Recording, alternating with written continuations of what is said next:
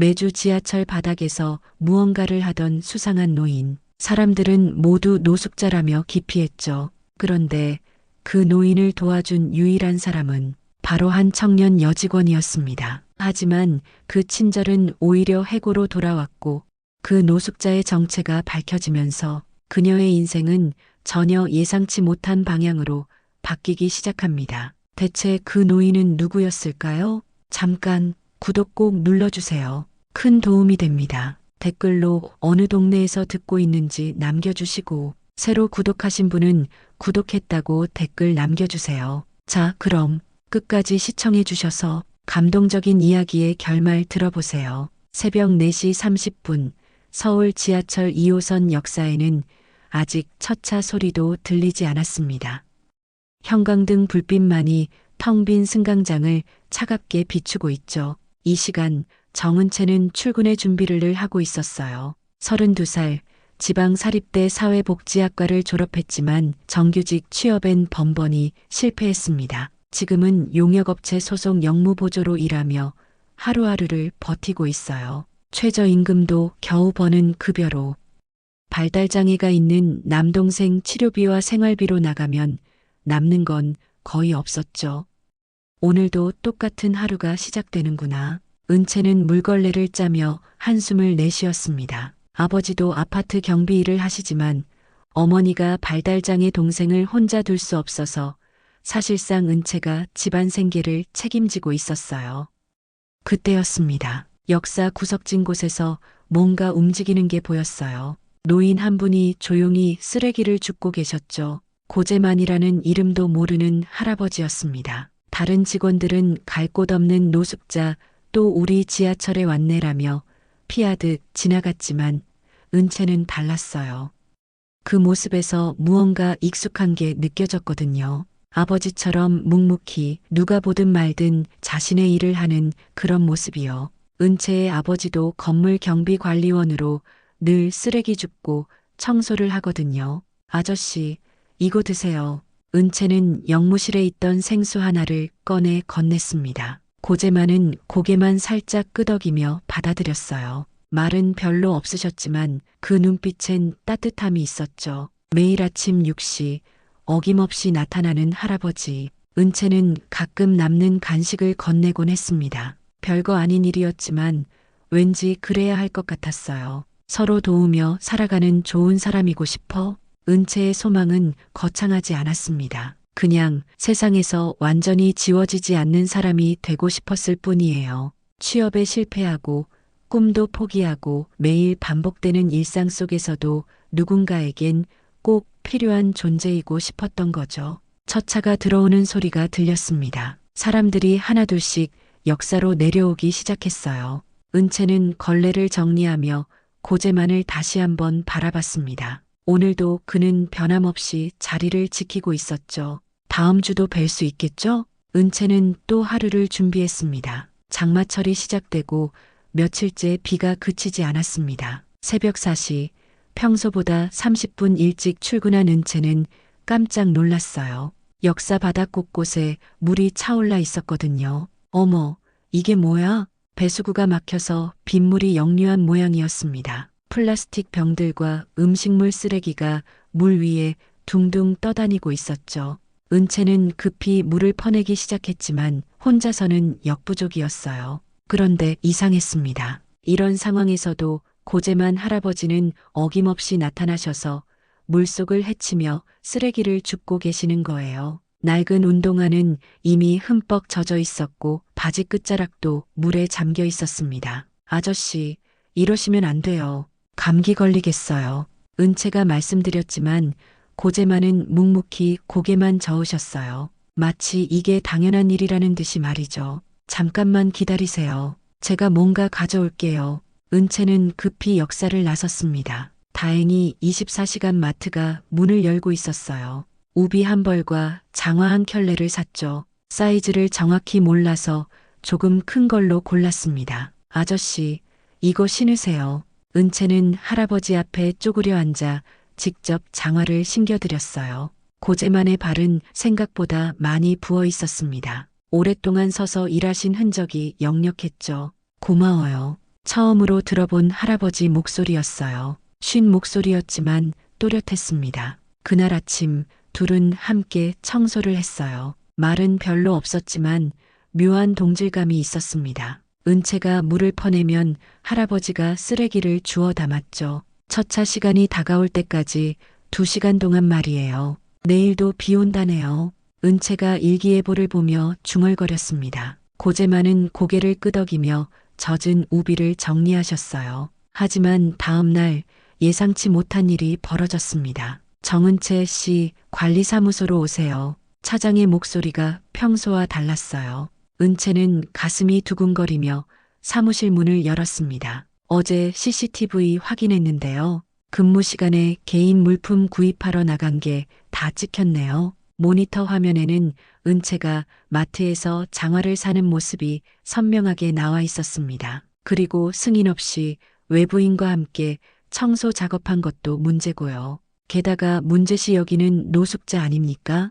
근무 지침 위반입니다. 은채의 머릿속이 하얘졌습니다. 하지만 그분은 청소해 주시는 도움 되시는 분이셨어요. 변명하지 마세요. 무단 이탈의 안전수칙 위반까지 이번 달까지만 나오고 계약 해지입니다. 사무실을 나온 은채는 화장실에서 주저앉았어요. 눈물이 나오려다가도 멈췄죠. 울 시간도 없었거든요. 당장 내일부터 생활비를 어떻게 마련해야 할지 걱정이 앞섰습니다. 착하게 살면 뭐가 달라지나. 은채는 처음으로 자신의 선택을 후회했습니다. 해고 통보를 받은 지 일주일이 지났습니다. 은채는 동네 편의점에서 야간 아르바이트를 시작했어요. 시급 9,000원, 밤 11시부터 아침 7시까지. 낮에는 동생을 병원에 데려다 주고 저녁엔 잠깐 눈을 붙인 후 다시 일터로 향했죠. 누나, 많이 힘들어? 동생 은찬이가 걱정스러운 눈빛으로 물어봤습니다. 은채는 괜찮다며 웃어 보였지만 거울 속 자신의 모습은 말이 아니었어요. 다크서클이 진하게 깔리고 볼도 많이 빠졌죠. 편의점 야근은 생각보다 더 외로웠습니다. 새벽 2시가 넘으면 술 취한 손님만 오거든요. 은채는 카운터에 턱을 개고 멍하니 형광등을 바라보곤 했어요. 그 할아버지는 지금 어떻게 지내실까? 문득 고재만이 떠올랐습니다. 아직도 매일 아침 그 자리에서 쓰레기를 줍고 계실까요? 장화는 잘 맞으셨을까요? 친구들과도 연락이 뜸해졌습니다. 카톡방에서는 여전히 취업 자랑이나 연봉 이야기가 오갔지만 은채는 점점 소외감을 느꼈어요. 은채야, 너 요즘 왜 이렇게 조용해? 고등학교 동창 미정이가 연락했을 때 은채는 뭐라고 대답해야 할지 몰랐습니다. 그냥 좀 바빠서. 혹시 무슨 일 있어? 얼굴이 많이 상해 보이던데. 아니야, 괜찮아. 전화를 끊고 나서 은채는 한숨을 내쉬었어요. 사실을 말하기엔 너무 초라했거든요. 착한 일 하다가 해고당했다니 누가 믿어줄까요? 그런데 어느 날 밤 편의점에 낯선 중년 남성이 찾아왔습니다. 깔끔한 정장 차림에 명함 케이스를 들고 있었어요. 혹시 정은채 씨 맞습니까? 은채는 고개를 끄덕였습니다. 밤늦은 시간에 이름을 부르는 사람이 나타나니 긴장됐죠. 저는 서울교통공사 고재훈이라고 합니다. 저희 아버지를 도와주셨다고 들었는데요. 아버지요? 네, 고재만입니다. 지하철역에서 청소하시는 분이요. 은채의 눈이 커졌습니다. 그 할아버지에게 아들이 있었다니, 게다가 교통공사 직원이라니요. 아버지가 요즘 그 이야기만 하세요. 장화 신겨준 착한 분 이야기를요. 고재훈은 따뜻한 미소를 지었습니다. 사실 저희 아버지는 노숙자가 아닙니다. 집도 있고 가족도 있어요. 다만 그가 잠시 말을 멈췄습니다. 초기 치매 진단을 받으셨거든요. 의사 선생님이 규칙적인 활동을 권하셔서 매일 같은 시간에 같은 장소를 방문하시는 거예요. 은채는 충격을 받았습니다. 그동안 자신이 얼마나 잘못 생각하고 있었는지 깨달았거든요. 그런데 왜 지하철을 선택하셨을까요? 아버지가 예전에 지하철 건설 일을 하셨거든요. 설계 쪽이었는데. 나중에 자세히 말씀드릴게요. 일단 한 가지 제안이 있습니다. 고재훈은 명함을 꺼내며 말했습니다. 저희가 추진 중인 복지 프로젝트가 있어요. 시민 존엄 회복 캠페인이라고 하는데 은채 씨 같은 분이 꼭 필요합니다. 편의점 형광등 아래서 받은 명함은 묵직했습니다. 은채는 그 순간 인생이 다시 시작될 수도 있겠다는 희미한 희망을 느꼈어요. 일주일 후 은채는 서울교통공사 본사 회의실에 앉아 있었습니다. 정장을 새로 사긴 했지만 여전히 어색했어요. 주변엔 대학원 출신들과 경력직 직원들이 앉아 있었죠. 시민 존엄 회복 캠페인의 핵심은 단순합니다. 고재훈이 프레젠테이션을 시작했어요. 지하철은 하루 800만 명이 이용하는 공간이에요. 하지만 정작 그 공간에서 소외받는 사람들이 있습니다. 청소 노동자, 노약자, 장애인분들이죠. 은채는 고개를 끄덕였습니다. 매일 보던 풍경이었거든요. 은채 씨가 저희 아버지에게 보여준 그 작은 배려, 그게 바로 우리가 추구하는 가치입니다. 회의실 분위기가 묘해졌어요. 몇몇 직원들이 은채를 힐끗 쳐다보는 게 느껴졌죠. 구체적으로 어떤 일을 하게 되나요? 은채가 조심스럽게 물어봤습니다. 청소 노동자분들을 위한 휴게 공간 설계, 노약자 배려, 시설 점검, 그리고 시민 인식 개선 캠페인 기획이에요. 은채 씨의 현장 경험이 꼭 필요한 부분들입니다. 프로젝트 설명을 들을수록 은채의 마음은 설렜어요.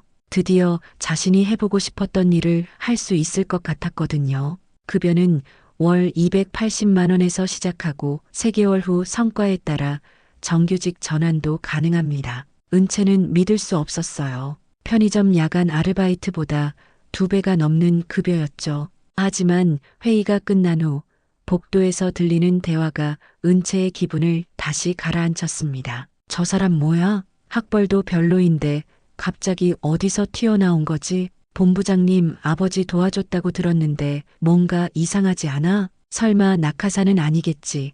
은채는 화장실로 피했어요. 거울 속 자신이 초라해 보였습니다. 역시 내가 이런 곳에 어울릴 리 없어. 그런데 며칠 후 고재훈에게 특별한 전화를 받았어요. 아버지가 저녁 식사에 초대하고 싶다고 하세요. 괜찮으면 집으로 오시겠어요? 은채는 망설였습니다. 부담스럽기도 했고 무엇보다 고재만을 다시 만나는 게 어색했거든요. 토요일 저녁 은채는 조용한 주택가 골목에 서 있었습니다. 고재훈이 알려준 주소를 찾아왔는데 생각보다 평범한 집이었어요. 아저씨, 집 앞 도로에서 고재만을 발견했습니다. 여전히 땅을 살펴보고 계셨어요. 혹시 도로에 문제가 없는지, 쓰레기가 떨어져 있지 않은지 확인하고 계신 것 같았죠. 은채구나. 고재만이 고개를 들며 환하게 웃었습니다. 역사에서 볼 때와는 전혀 다른 표정이었어요. 어서 들어와요. 집사람이 기다리고 있어요. 집안은 따뜻했습니다. 고재만의 아내가 정성스럽게 차린 저녁상이 기다리고 있었어요. 그날 이후로 남편이 매일 은채 씨 이야기만 해요. 꼭 가족 같다고요. 고재만의 아내는 은채의 손을 꼭 잡으며 말했습니다. 장화 덕분에 발도 안 아프고 비 오는 날이 기다려져요. 고재만이 수줍게 웃으며 말했어요. 그 순간 은채의 눈시울이 뜨거워졌습니다. 사실 요즘 좀 힘들었어요. 제가 이런 일을 할 수 있을지 자신이 없었거든요. 은채가 솔직한 마음을 털어놨습니다. 하지만 다시 힘내볼게요. 아저씨 덕분에 용기가 생겼어요. 그날 밤 은채는 오랜만에 마음이 따뜻해지는 걸 느꼈습니다. 프로젝트에 참여한 지 한 달이 지났습니다. 은채는 열심히 현장 조사를 하며 보고서를 작성했어요. 청소 노동자분들과 직접 인터뷰하고 휠체어 이용자분들의 불편 사항도 꼼꼼히 기록했죠. 하지만 팀 분위기는 점점 싸늘해졌습니다. 이 보고서 좀 이상한데? 너무 감정적이지 않아? 선임 연구원 김 과장이 은채의 보고서를 훑어보며 말했어요. 현장 목소리를 담으려고 했는데 우리는 정책을 만드는 거야. 휴머니즘 소설 쓰는 게 아니고. 은채는 할 말이 없었습니다. 분명 진심을 담았었는데 전문성이 부족하다는 지적만 돌아왔어요. 더 큰 문제는 따로 있었습니다. 사내 익명 게시판에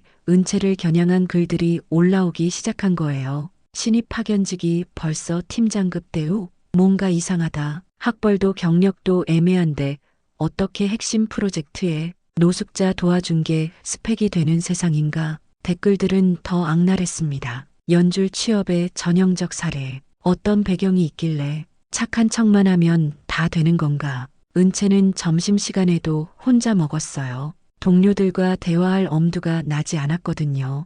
화장실에서 우는 날도 많아졌죠. 누나, 많이 힘들어 보여. 동생 은찬이가 걱정스럽게 말했습니다. 괜찮아.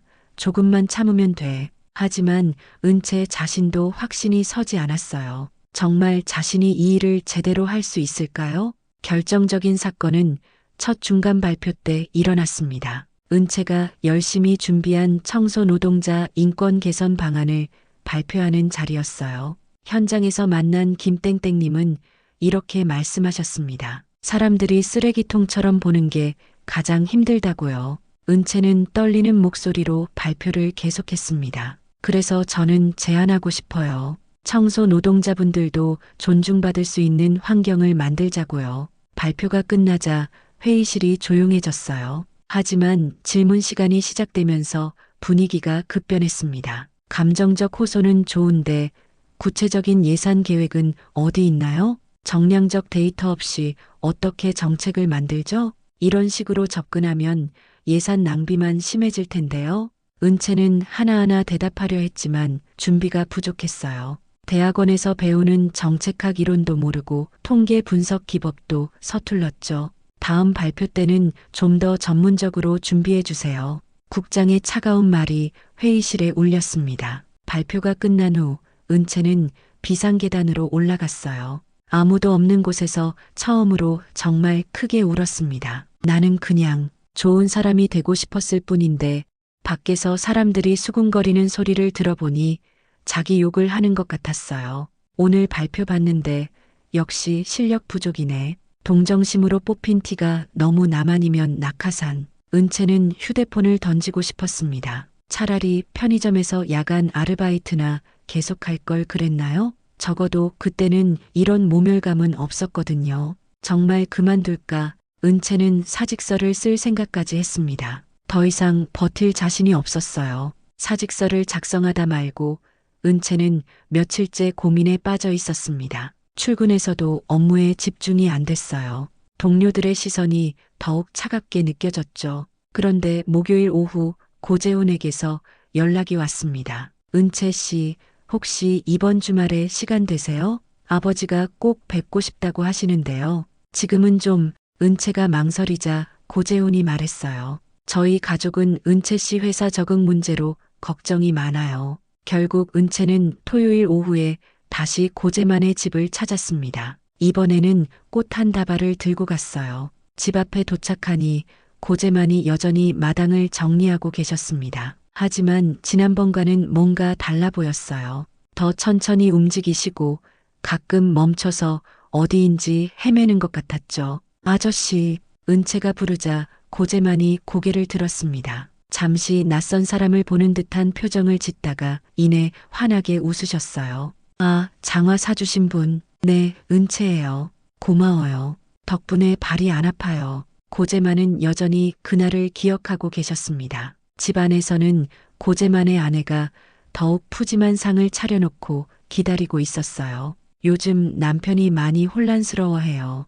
어제 일은 기억 못해도 은채 씨 이야기만은 또렷하게 해요. 식사를 하면서 고재훈이 은채에게 말했습니다. 사실 아버지에 대해 더 말씀드리고 싶었어요. 아버지가 어떤 분인지요. 고재훈은 서재로 가서 낡은 앨범을 가져왔어요. 아버지는 1980년대 지하철 2호선 건설의 핵심 설계자셨어요. 특히 강남 구간 연결 부분은 아버지 없이는 불가능했던 공사였죠. 앨범 속에는 젊은 고재만의 모습이 있었습니다. 헬멧을 쓰고 도면을 보고 있는 진지한 표정이었어요. 당시 집안이 너무 복잡해서 모든 기술자들이 포기하려 했대요. 하지만 아버지가 밤새워 새로운 설계안을 만드셨죠. 정말요? 은채는 깜짝 놀랐습니다. 그 조용한 할아버지가 그런 대단한 분이셨다니요. 아버지는 항상 말씀하셨어요. 기술자는 사람을 위해 존재한다고요. 지하철도 결국 사람들이 편하게 다니라고 만드는 거라고요. 고재만이 조용히 말했습니다. 지금도 그 마음은 똑같아요. 지하철역에 가시는 것도 쓰레기를 줍는 것도 다 그런 마음에서예요. 은채는 가슴이 뭉클해졌어요. 자신이 얼마나 작은 사람인지 깨달았거든요. 은채 씨가 저한테 장화를 신겨주실 때 저는 생각했어요. 아, 이런 마음이구나. 아버지가 말씀하시던 그 마음이. 고재훈의 말에 은채의 눈시울이 뜨거워졌습니다. 요즘 힘드시죠? 회사에서 어려움이 많다고 들었어요. 네, 사실 그만두려고 생각했어요. 제가 역부족인 것 같아서요. 은채가 솔직하게 털어놨습니다. 아버지께서 뭐라고 하실 것 같아요? 고재만이 은채의 손을 잡으며 말했습니다. 포기하지 마요. 당신은 좋은 사람이에요. 그 순간 은채는 결심했습니다. 다시 한번 힘내보기로요. 네, 다시 해볼게요. 아저씨 때문에 용기가 생겼어요. 저녁을 먹고 집으로 돌아가는 길, 은채는 마음이 한결 가벼워졌어요. 사직서는 찢어버리기로 했습니다. 대신 더 열심히 공부해서 전문성을 키우기로 다짐했죠. 월요일 아침 은채는 평소보다 일찍 출근했습니다. 새로운 마음으로 다시 시작하려고요. 그로부터 석 달이 지났습니다. 은채는 밤늦도록 정책학 책을 읽고 온라인 강의를 들으며 부족한 부분을 채워나갔어요. 주말에는 도서관에서 통계 분석 프로그램도 독학했죠. 많이 달라졌네요. 김 과장이 은채의 새로운 보고서를 보며 말했습니다. 이번엔 정량적 데이터와 구체적인 예산안까지 포함되어 있었거든요. 감사합니다. 더 열심히 하겠습니다. 은채는 겸손하게 답했어요. 하지만 속으론 뿌듯했습니다. 드디어 시민 존엄 회복 캠페인 최종 발표의 날이 다가왔어요. 서울시 관계자들과 언론까지 참석하는 큰 행사였죠. 은채는 메인 발표자로 선정되었습니다. 정말 괜찮겠어? 실수하면 우리 팀 전체가 망신당해. 동료 하나가 걱정스럽게 말했지만 은채는 자신 있었어요. 이번만큼은 완벽하게 준비했거든요. 발표회장에는 200여 명이 참석했습니다. 은채는 단상에 서서 깊게 숨을 들이마셨어요. 안녕하세요. 시민 존엄 회복 캠페인을 기획한 정은채입니다. 은채의 목소리는 떨리지 않았어요. 6개월 전 저는 지하철역에서 청소 일을 했습니다. 그때 만난 한 분이 오늘 이 자리에 서게 해주셨어요. 스크린에는 고재만과 함께 청소하던 그날의 CCTV 영상이 나왔습니다. 은채가 직접 회사에 요청해서 받아온 자료였어요. 이분은 고재만 어르신입니다. 30년 전 우리가 타고 다니는 지하철 2호선을 설계하신 분이죠. 청중들이 웅성거렸습니다. 아무도 예상하지 못한 이야기였거든요. 어르신은 치매 초기 진단을 받으신 후에도 매일 지하철역을 찾으셨어요. 자신이 만든 공간을 지키고 싶으셨던 거죠. 은채는 차분하게 이야기를 이어갔습니다. 그날 저는 그분께 장화 한 켤레를 사드렸습니다. 별것 아닌 일이었어요. 하지만 그 작은 배려가 어떤 의미인지 나중에야 알게 됐죠. 스크린에는 새롭게 설계된 지하철역 휴게 공간 모형이 나타났어요. 우리는 매일 800만 명이 지나가는 공간을 관리합니다. 하지만 정작 그 공간에서 일하는 분들, 그 공간을 필요로 하는 분들의 목소리는 들어본 적이 있나요? 청중들이 진지하게 듣고 있었어요. 청소 노동자를 위한 온열 휴게실, 거동 불편한 어르신을 위한 대기 공간, 발달장애인을 위한 안내 시스템. 이 모든 것이 바로 시민 존엄의 시작입니다. 은채는 마지막 슬라이드를 띄웠어요. 고재만이 웃고 있는 사진이었습니다. 6개월 전 제가 그분께 우산 하나 씌워드렸을 뿐이었습니다. 하지만 그 한순간이 어떤 사람에겐 삶 전체가 되기도 합니다. 발표가 끝나자 박수가 터져 나왔어요. 몇몇 사람들은 눈물을 닦고 있었죠. 질문 있습니다. 한 기자가 손을 들었어요. 실제로 이런 정책이 효과가 있을까요? 예산 대비 실효성은 어떻게 검증하셨나요? 은채는 당황하지 않고 답했습니다. 6개월간 시범 운영한 세계 역사의 데이터를 보면 시민 만족도가 23% 향상됐고 청소 노동자 이직률은 40% 감소했습니다. 투입 예산 대비 사회적 비용 절감 효과는 1.7배로 나타났어요. 완벽한 대답이었어요. 청중들이 다시 한번 박수를 쳤습니다. 발표회가 끝난 후 예전에 은채를 무시하던 동료들이 하나둘 다가왔어요. 은채야, 정말 대단했어. 어떻게 이런 걸 준비했어? 처음부터 이런 실력이었구나. 우리가 몰랐네. 하지만 은채에겐 그런 말들이 중요하지 않았어요. 객석 맨 뒤에서 박수치고 있는 고재만과 고재훈 부자의 모습이 더 소중했거든요. 그날 밤 은채는 오랜만에 마음 편히 잠들 수 있었습니다. 1년이 흘렀습니다. 은채는 이제 서울시 시민복지국 공공배려디자인 TF팀 팀장으로 일하고 있었어요. 그날의 성공적인 발표 이후 정규직 전환은 물론 승진까지 이루어졌죠. 누나, 오늘도 늦게 들어와? 동생 은찬이가 거실에서 기다리고 있었습니다. 요즘 은찬이는 지하철 역사체험센터에서 아르바이트를 하고 있어요. 은채가 만든 프로그램 중 하나였죠. 응, 새로운 프로젝트 때문에 좀 바빴어. 은채는 피곤했지만 행복했어요. 드디어 자신이 하고 싶었던 일을 하고 있었거든요. 아, 맞다. 고재만 할아버지가 편지 보내셨어. 은찬이가 편지 봉투를 건네줬습니다. 손글씨로 정은채 님께라고 적혀 있었어요. 편지를 열어보니 고재만의 정성스러운 글씨가 나왔습니다. 은채야, 오늘 신문에서 내 기사를 봤단다. 지하철역이 많이 좋아졌다고 하더구나. 정말 자랑스럽다. 요즘 기억이 많이 흐릿해지지만 너와 함께 청소했던 그날만은 또렷해. 장화 신어줘서 고마웠어. 마이너스 할아버지가. 은채의 눈시울이 뜨거워졌어요. 고재만은 요즘 치매가 많이 진행되어서 대화하기 어려워졌거든요. 하지만 여전히 은채를 기억하고 계셨습니다. 다음 날 아침 은채는 2호선 강남역으로 향했어요. 새로 만들어진 시민배려 공간을 점검하기 위해서였죠. 지하철역은 완전히 달라져 있었습니다. 청소 노동자분들을 위한 온열 휴게실이 있었고 어르신들이 쉴 수 있는 대기 공간도 마련되어 있었어요.